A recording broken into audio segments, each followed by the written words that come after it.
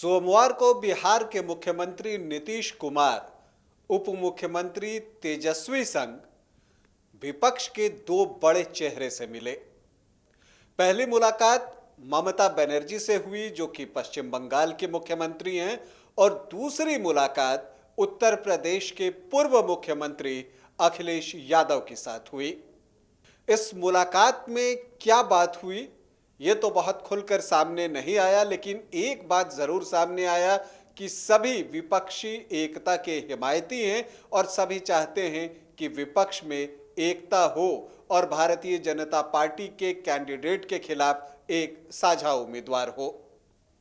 पहली मुलाकात जो हुई वो हुई पश्चिम बंगाल में नीतीश कुमार और तेजस्वी यादव की ममता बनर्जी के साथ।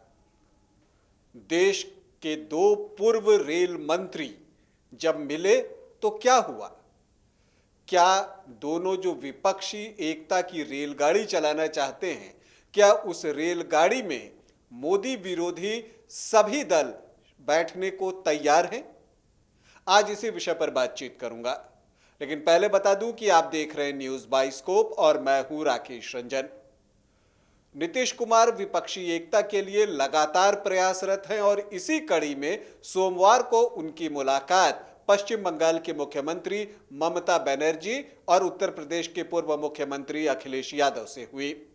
देखिए, ममता बनर्जी के साथ जो पहली मुलाकात हुई कोलकाता में, उसके बाद जो मीडिया के सामने नीतीश कुमार, तेजस्वी यादव और ममता बनर्जी उपस्थित हुए तो उन्होंने अपनी बातें रखी, लेकिन वो बहुत संक्षिप्त थी। हालांकि ममता बनर्जी ने कहा कि वो बीजेपी को जीरो पर देखना चाहती हैं और इससे आगे बात को बढ़ाते हुए उन्होंने जयप्रकाश नारायण के आंदोलन को याद किया, जेपी आंदोलन को याद किया और कहा कि देखिए, जयप्रकाश आंदोलन की शुरुआत पटना से हुई थी, तो यह बेहतर होगा कि एक ऑल पार्टी मीटिंग पटना में बुलाई जाए, जहां से हम ये संदेश दे सकें कि हम सब एक हैं। अखिलेश यादव ने भी यही बात कही कि बीजेपी को हराने के लिए वो इस गठबंधन में शामिल होना चाहेंगे, जो उनकी बातों का लब्बो-लुबाब था। लेकिन इतने के बाद भी देखिए इस मुलाकात में क्या नया निकला। अगर आप देखें कि ममता बनर्जी ने कहा कि वो बीजेपी को जीरो पर आउट करना चाहती हैं, या अखिलेश यादव ने कहा कि वो बीजेपी को हराने के लिए साथ आना चाहते हैं, तो आप ही बताएं कि ममता बनर्जी और अखिलेश यादव ने पिछले 10 वर्षों में, जब से अगर हम बात कर लें, बल्कि मोदी सरकार से हम बात कर लें कि 2013-14 से कब कहा है कि वो बीजेपी को हराना नहीं चाहते हैं, तो इसमें कोई नई बात निकलकर सामने नहीं आती दिखी। हाँ, ये बात नहीं है कि वो कह रहे हैं कि ये संदेश जाना चाहिए कि हम सब एक हैं। तो क्या संदेश मात्र कन्वे करने के लिए ये मुलाकातें हो रही हैं, या इसे अमली जामा पहनाना भी जरूरी है अगर आप बीजेपी की सरकार को हटाना चाहते हैं? तो अगर हम ममता बनर्जी की बात को और आगे बढ़ाएं, और जब उन्होंने कहा कि एक ऑल पार्टी मीटिंग जो है वो पटना में बुलाई जाए, तो कहीं ये कांग्रेस को डाउन प्ले करने का तो उनका एक तरीका नहीं है, या उनका एक आइडिया नहीं है। क्योंकि अगर पटना में ऑल पार्टी मीटिंग बुलाई जाती है तो निश्चित तौर पर नीतीश कुमार जो हैं उसकी मेजबानी करेंगे, तो कांग्रेस भी उसमें एक साझेदार के तौर पर शामिल हो सकता है। तो इससे आप एक बात निकाल सकते हैं कि कांग्रेस को बहुत प्रमुखता से स्थान देने की सोच जो है वो पश्चिम बंगाल के मुख्यमंत्री की नहीं दिख रही है, अगर हम इस बातों का लब्बो-लुबाब निकालने का प्रयास करें तो।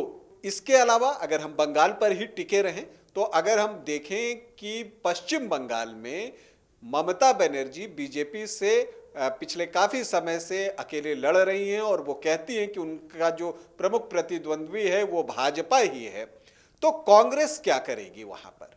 अधीर रंजन चौधरी ममता बनर्जी के खिलाफ बहुत मुखर रहे हैं, लेकिन क्या ऐसी परिस्थिति में अधीर रंजन चौधरी जो जिस तरह से हमलावर रहे हैं ममता बनर्जी पर, क्या उसको वो छोड़ने के लिए तैयार होंगे? क्योंकि कांग्रेस और कम्युनिस्ट का एक गठबंधन भी है।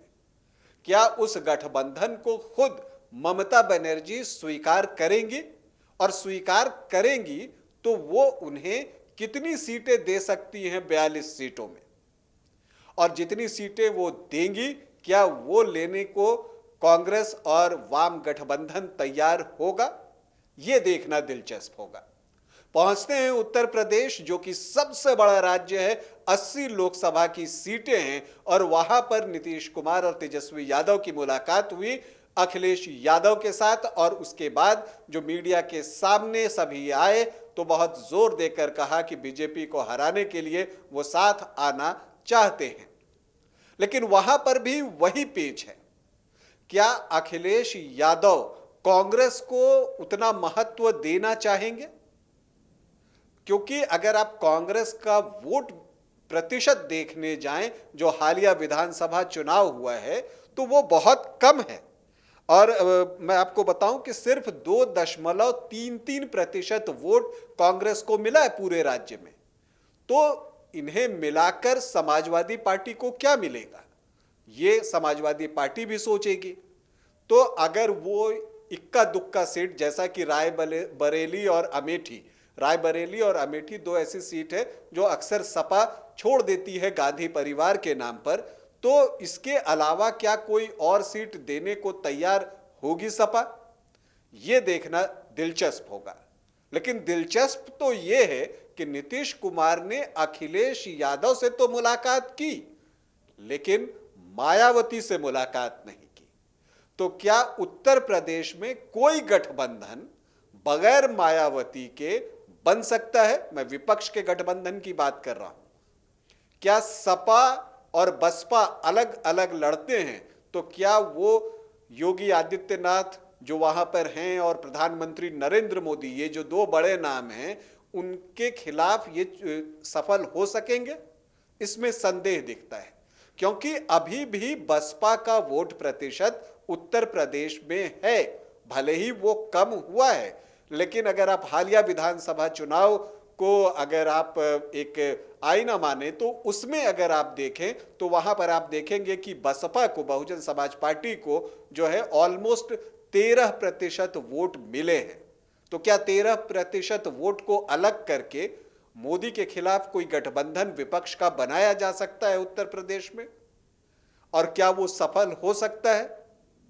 अगर आप ऐसे देखें, आकलन करें, विश्लेषण करें, तो लगता है कि इस गठबंधन को, जिसमें कि सपा और बसपा अलग अलग हो, सफल होना मुश्किल जान पड़ता है जहां तक उत्तर प्रदेश का सवाल है।